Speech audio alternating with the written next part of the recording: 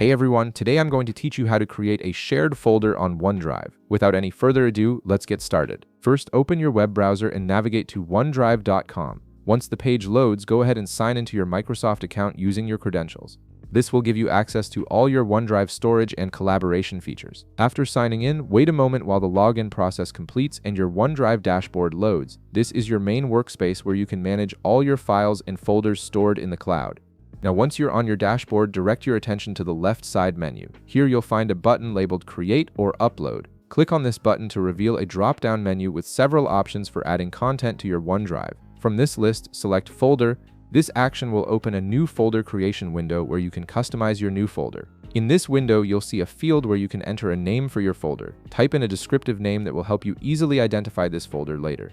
You'll also notice an option to assign a color to your folder, which is completely optional but can be useful for visual organization and quick identification among your other folders. Once you've set up your folder with a name and optionally a color, you'll see it appear in your OneDrive. Now comes the important part for sharing. Click on the checkmark icon next to your newly created folder to select it. This highlights the folder and makes it active for further actions. With your folder selected, look for the three-dot icon in the middle of the interface and click on it.